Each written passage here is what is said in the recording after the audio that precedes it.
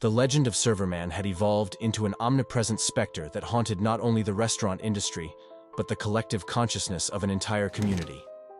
Word of his vengeful existence had seeped beyond the walls of diners and cafes, permeating the hearts and minds of patrons and servers alike. The once mythical entity had become a palpable threat, casting a sinister shadow over the dining experience. Servers, who had long toiled in the unforgiving world of low wages and unpredictable tips, now carried an additional burden. They bore the weight of Serverman's legend. Or did they? Serverman seemed to bring balance to life and society. People began to treat server industry workers with more of a love and respect for those that provided hospitable and kind service. Because when you really think about it, no one wanted to summon the wrath of Serverman. Their nightly shifts became a tightrope walk between courteous service and an ever-present fear of receiving a meager tip that could attract his malevolent attention. But the legend of Serverman had an unexpected consequence. It reshaped the tipping culture itself. As the fear of Serverman spread, patrons became acutely aware of the potential consequences of their tipping habits. The once indifferent or frugal customers found themselves digging deeper into their wallets, leaving more generous tips as a form of insurance against Serverman's retribution. For servers, this was a double-edged sword. On one hand, they enjoyed increased earnings, as patrons sought to ward off any possibility of incurring the spectral entity's wrath. Tips, once meager and inconsistent, began to reflect a greater appreciation for the hard work and dedication of servers. On the other hand, the newfound generosity was tinged with an unsettling undercurrent. Servers couldn't help but wonder if these larger tips were genuine expressions of gratitude or merely acts of self-preservation.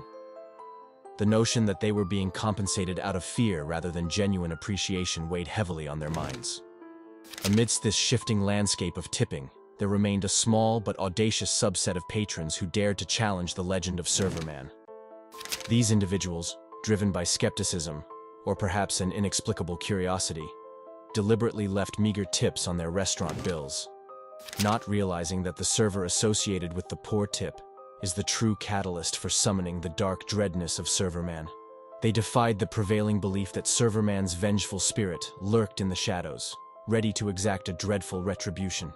Because if summoned, your last meal would be a plate full of death. Their motivations varied. Some believed the Serverman legend was an elaborate hoax, a collective delusion that had gripped the restaurant community. Others were simply defiant, eager to test the boundaries of their skepticism against the ominous folklore.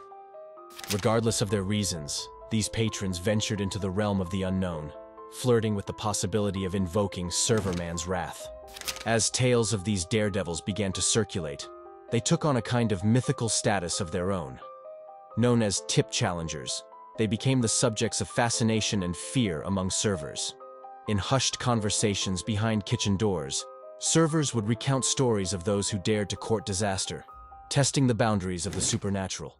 One such tale emerged from a small, dimly lit bistro nestled in the heart of the city. On a particularly gloomy evening, a group of patrons occupied a corner booth, their demeanor marked by a palpable arrogance. They reveled in their skepticism, casting disdainful glances at their server as they dined on gourmet delicacies. The server, an experienced and unassuming woman, had heard whispers of Serverman's presence throughout her career. She approached the table with a kind and courteous smile, hoping to navigate the encounter without incident. The patrons, however, had different intentions. As the evening wore on and the sumptuous meal concluded, the tip challenge was set into motion. With deliberate nonchalance, they left a meager tip that scarcely covered the cost of their extravagant dinner. In doing so, they dared Serverman to prove his existence. It was a brazen act, one that echoed through the restaurant like a discordant note in an otherwise harmonious melody.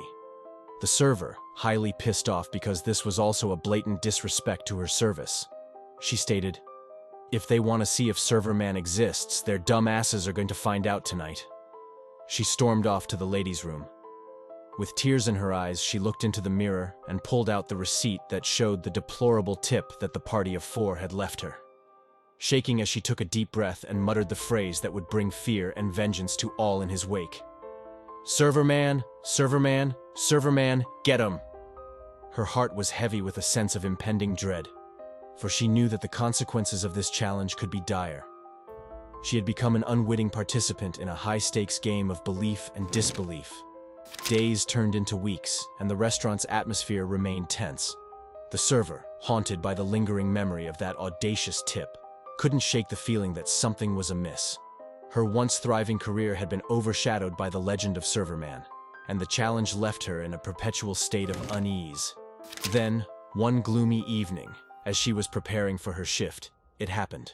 A shiver coursed down her spine as she felt an unseen presence, a malevolent force, drawing near. The air grew cold, and the lights in the restaurant flickered ominously. A sense of impending doom settled upon her. In a slow, deliberate movement, she turned to face the source of her dread. There, in the dimly lit dining room, stood a tall, imposing figure, Serverman. His black suit absorbed the ambient light, rendering him a sinister silhouette.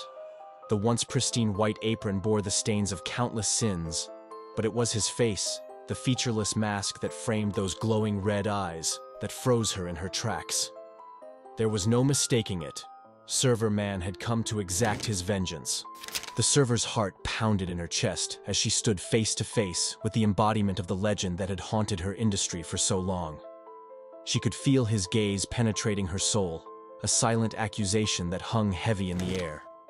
In that terrifying moment, she realized the true nature of Serverman's power. It wasn't just about the tips, it was about the fear he instilled, the collective belief that had given him life.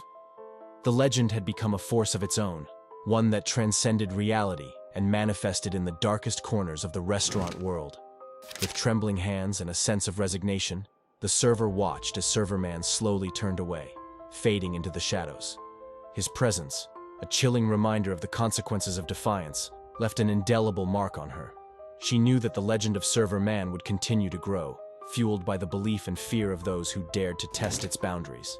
And so, the tipping culture shifted once more, as patrons and servers alike learned to navigate the delicate dance between generosity and fear.